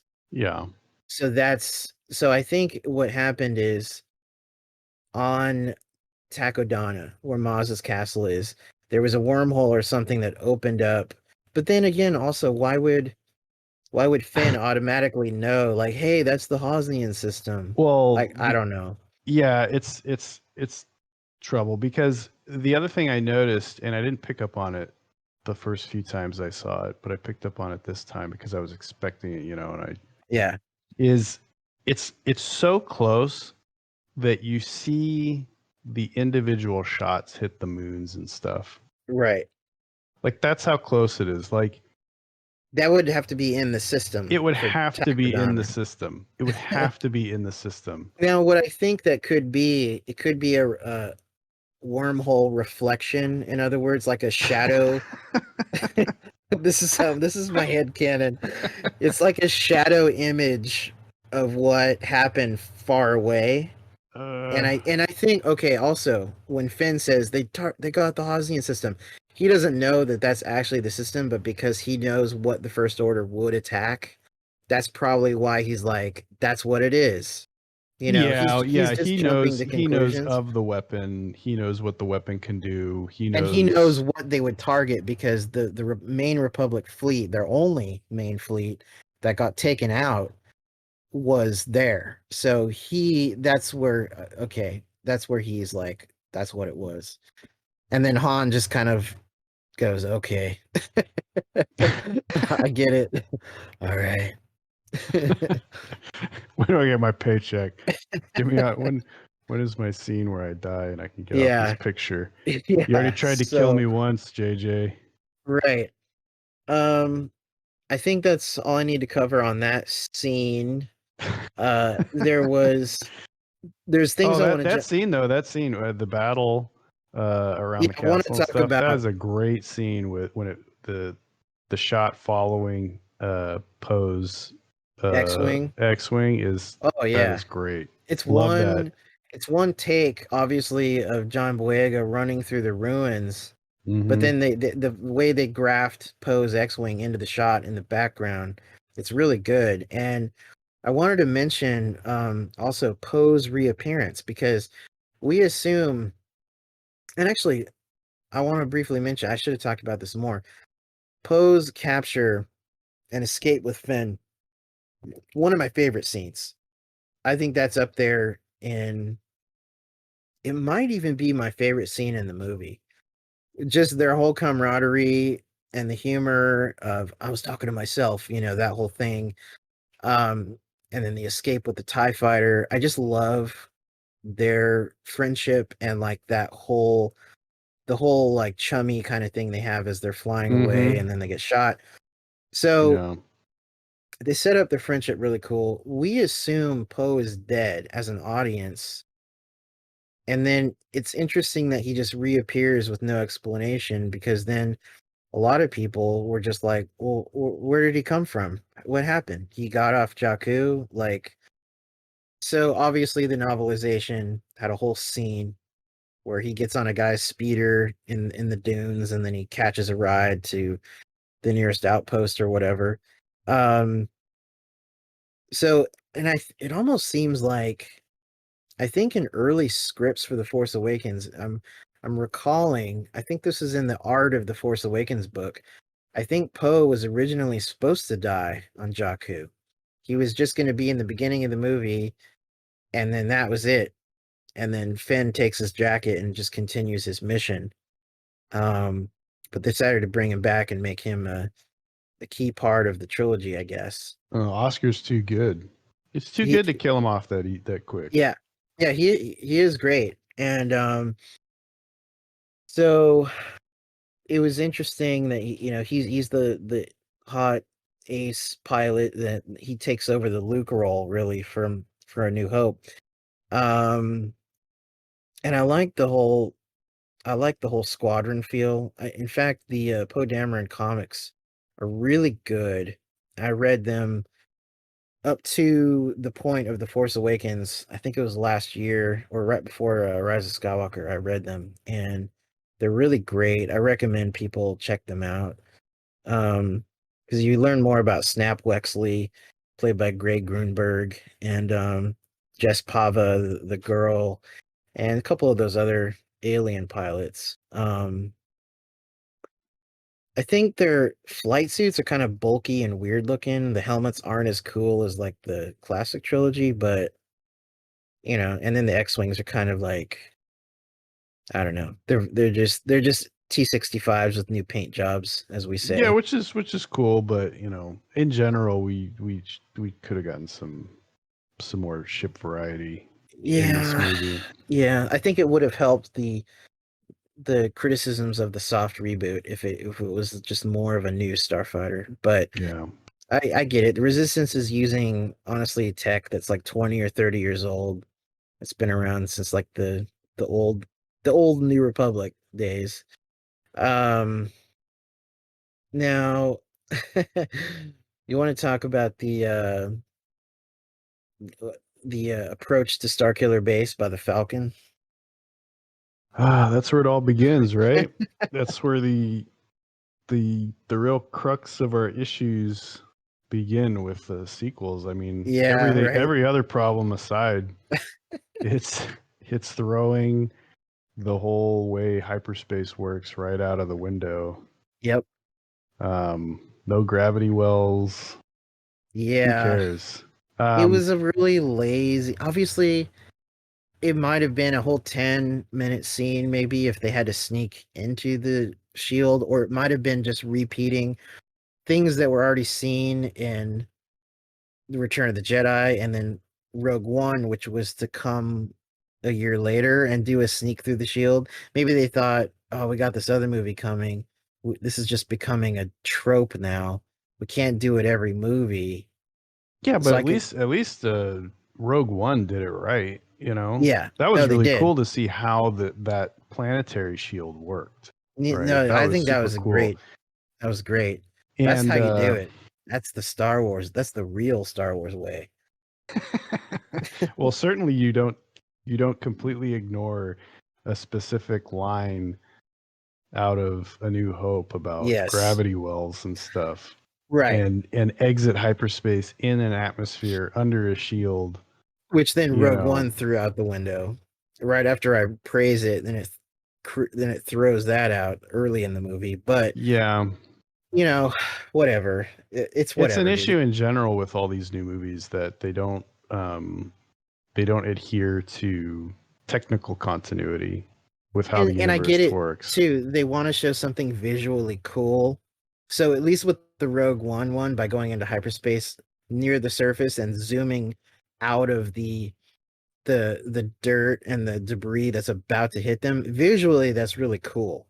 Well, Now, yeah, visually it's cool, but the problem is even if they want to subvert technical continuity, you could just, have a little bit of exposition explaining this is really dangerous and we don't usually do this, but we're instead going to of do Pablo it. Hidalgo putting a couple lines in a visual guide that no Right. one's gonna read Yeah. except us.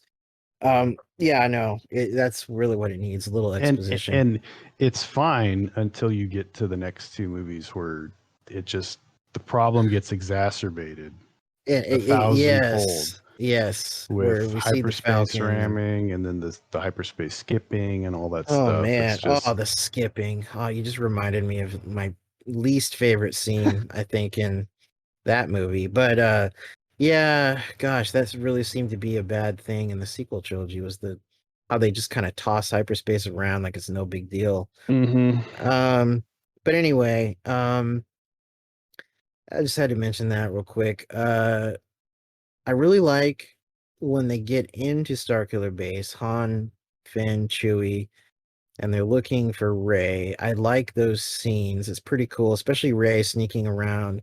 the sets are And cool too yeah, they because there's are. a lot of the scenes you could see that it was like an Imperial base built Yes, into you know a rock. planet rock. Yeah. Yeah, I like that look of the grids and everything with these like stone structures also. It's very classic Imperial kind of like engineering. And then of course you hear this two stormtroopers saying, "Oh, do you hear about the T-18s or whatever?" And hmm yeah, they're better than the T-17s, and that was kind of a cool little joke. Yeah.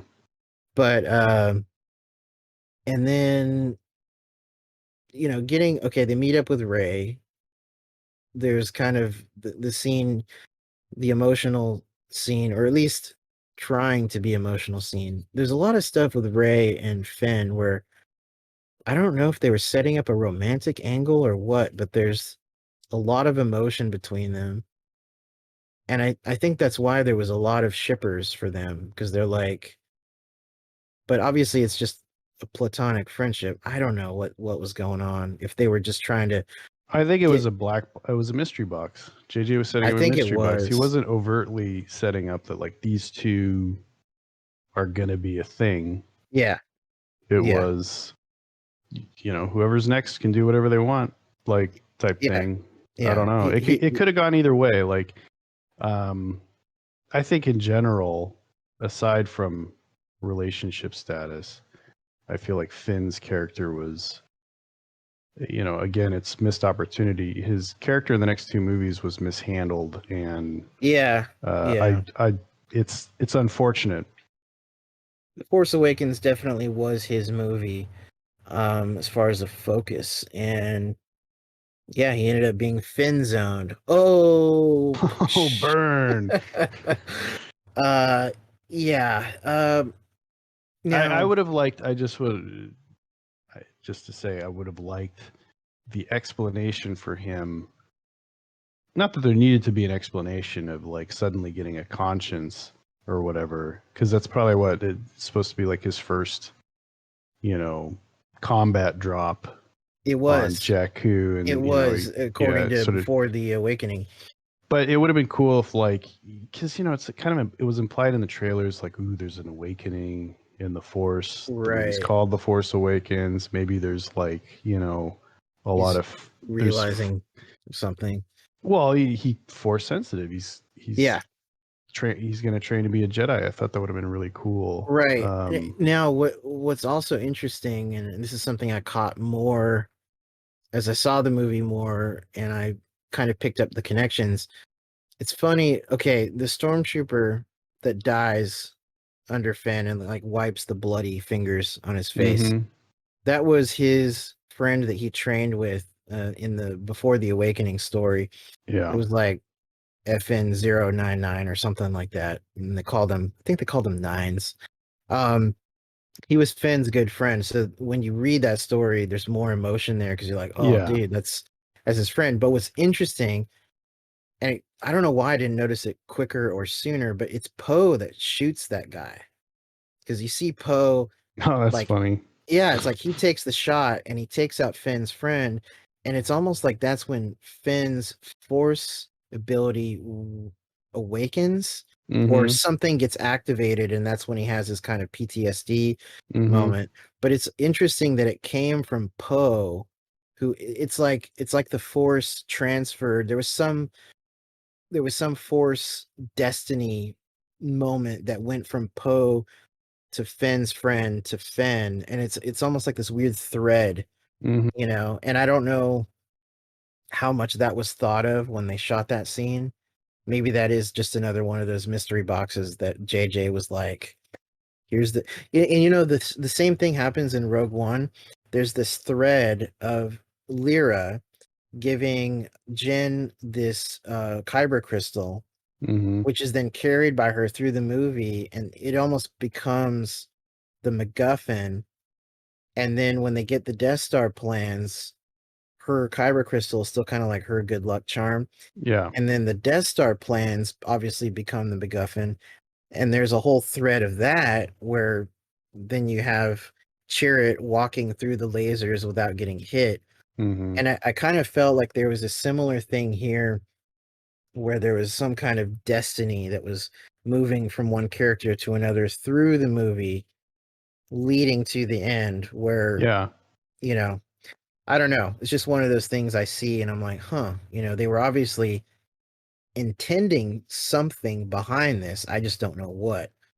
So it was kind of cool. But so yeah, I mean, Finn being force sensitive, it's people, yeah, when we saw the trailer, the lightsaber activation, and we're like, is he a Jedi who doesn't know? And he's just kind of, you know, realizing something. Would have been cool. Yeah, and I think maybe there was more plans in The Last Jedi to do something with that, and maybe when Ryan Johnson came on board, maybe that's when it all, he changed it. I don't know, but I think so, because I think they even said the thing that didn't JJ say, or somebody say, that what Finn was trying to get out and tell yeah, Rey in The Rise of Skywalker was yes, he thought he was force sensitive or whatever. right. I think that was in deleted scenes, or it was also in the novelization. I think, from what Deleted from what I've scenes, gathered, more like the deleted movie. the deleted movie. Yeah, I know. Anyway, Anyway, getting back to the actual movie at hand, and the scene on Starkiller Base, the scenes on Starkiller Base, we got to see Chewbacca's fingers. Yes. Finally. Dude, that is something. His individual digits. Yeah, I wonder if it's because they needed to show him like placing the thermal detonators. Yeah, well, I don't know, because I think you only see it when he activates, when he hits Okay. the trigger. Yeah. It stood out to me just because, back in Empire when he's like repairing C3PO, you don't see, you just kind of see his paws working. You don't see his individual digits. It's funny that they actually bothered to show that. Right. I don't know. Maybe they thought they wouldn't convey it right if it was just his hairy paw, like holding the trigger. He's like Ponda Baba in the long shots where he has just this big walrus, fucking thing. Flipper thing. Yeah, that is interesting that you mention it. And speaking of that whole scene on the gantry, when Han follows Kylo Ren out onto the platform, that was, I kind of, I had this feeling that like Han was gonna die in this movie. It was like I just before I even saw Come it, I was on, like, we knew. well, knowing what we know about what Harrison wanted. Yeah, back in Return of the Jedi, we knew that one of the only ways getting him back for The Force Awakens was to kill him. To kill him. Yeah. I mean, I didn't know for sure, but I had a gut feeling. I was like, I'm pretty sure this is going to happen. And when he walks out after him, I was kind of like, oh no, here it is. And I didn't know how I was going to react. And it ends up being a very emotional scene. And it does affect me every time I see it. Their dialogue they share and the acting is so good for both of them. And the metaphorical visuals of it too, how the Starkiller base sucks the last bit of energy and causes the darkness in the room to then have this reddish glow right when Kylo Ren like makes his decision of which way he's going to go. That was a great visual. And yeah, the setup was great.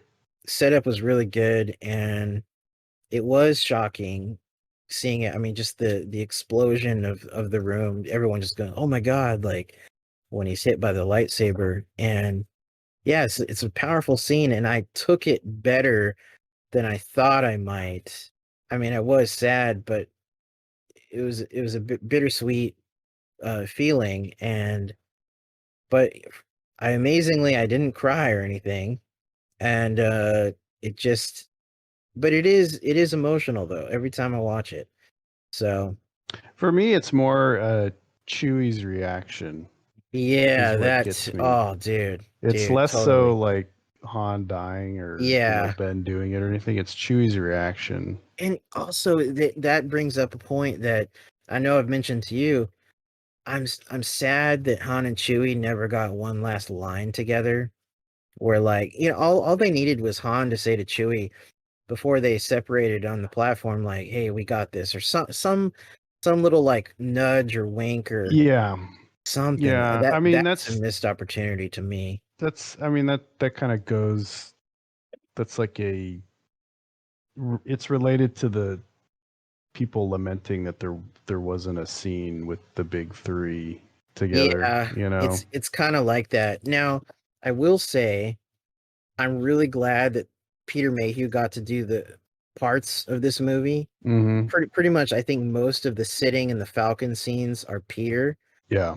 And it's great that he and Harrison got to do one last movie together as the characters. So, and Peter passed the torch to Eunice, who is now taken over the role of Chewbacca and is great. Oh yeah, it's seamless. He's great. Eunice, he's really picked up Peter's mannerisms and stuff as Chewie. Exactly. And I love that Peter trained Eunice throughout this movie for all those little things. And it's funny because Eunice has the same kind of positive vibe in all his interviews. And I follow him on Instagram. and he's so positive as a fan. He's just happy to be there. He doesn't care about any of the kind of nitpicky or I mean, he's lucky. Chewie's not going to get negative fan reaction at all. Well, he's got a lot of time to turn into David Prowse. He's still young. I am Chewbacca. Chewbacca. Yeah, I think Eunice is in his 30s, I think, early 30s, something like that. So yeah, he's got some years. And yeah, so I was just very happy that Peter got to pass the torch in this movie. And then of course we have the destruction of Starkiller Base. I don't have too much to say about that. Callbacks to A New Hope, obviously. Special effects were really good on the destruction of the base. Oh yeah. And then yeah, I think that's most of the significant notations and little check marks I wanted to cover on The Force Awakens. Did you have any other thoughts 5 years now after the movie is released? I think we basically covered everything.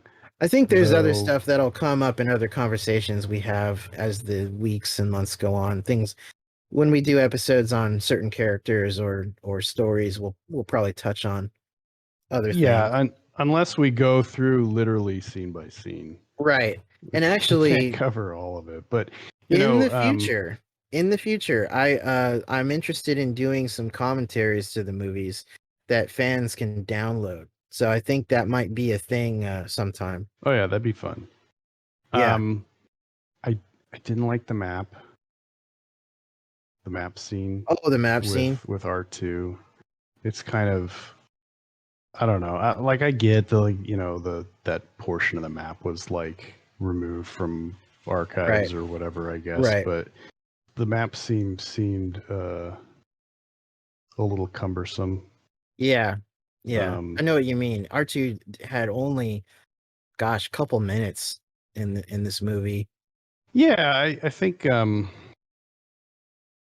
and R2 are tied to the hip, so it kind of felt wrong that they would be separated like that. Yeah, and that almost seems like another mystery box. How he wakes up suddenly after that was kind of the other problem. That was kind of the other problem with that scene is like, why does he wake up? I mean, did like BB-8 like communicate with him and say, hey, I got the other part of the map or something? Or that's what me and others have wondered even now, because there was no clear explanation, not that I'm aware of anywhere. So the ending, there's a lot with the ending. So the map scene was kind of weird.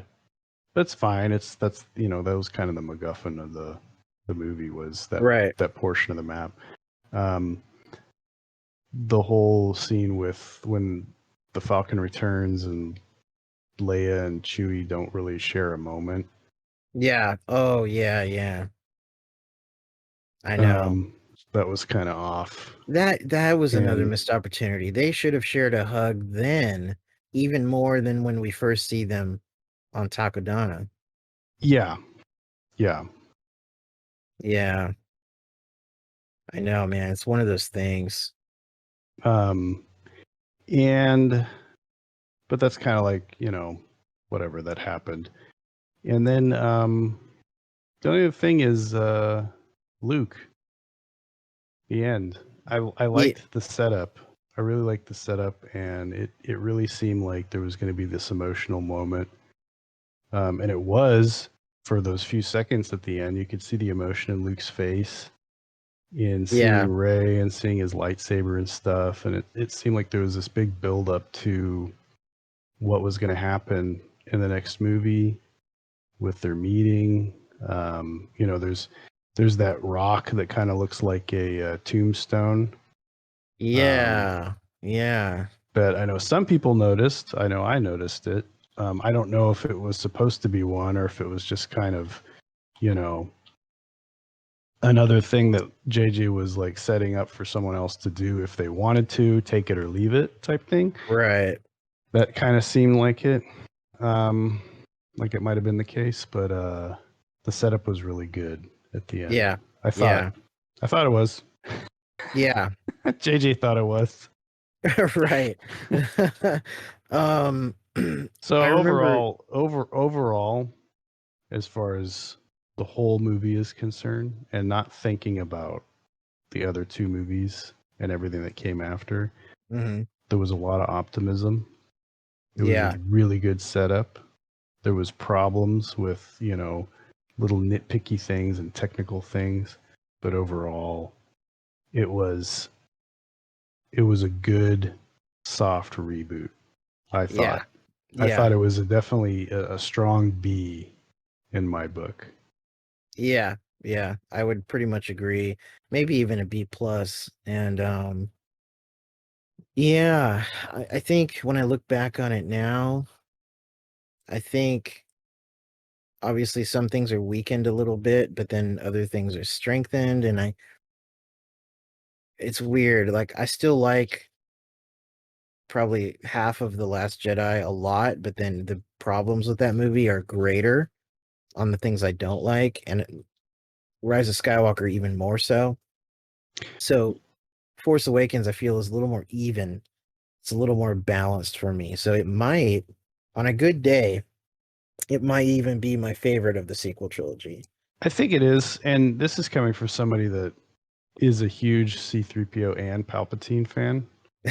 Right. But the Rise of Skywalker and The Last Jedi get bogged down with the weight of each other almost. Yeah. In what they were both trying to do separately. But, missed opportunities. That's all, I guess. Yeah. At the end of the day, that's what happened to it. I think we summarized a good 5-year retrospective on The Force Awakens. And this episode is running a bit long, so we will wrap this up. Remember to please check out the YouTube channel where you are likely hearing this right now, and just look up Star Wars Unfiltered. We're also at Facebook, and we are at Star Wars Unfiltered at yahoo.com if you want to reach out with any questions or comments. And we are on Instagram as well, where I try and post every day something intriguing or interesting, usually relating to the expanded universe and some of the obscurities that people forget. So that's always fun. And until we catch you on the next episode, take care, everybody. Good night. Why are there no stairs on the Death Star? Why? Because everyone uses the elevator. Ho, ho, ho. That's the worst joke ever heard.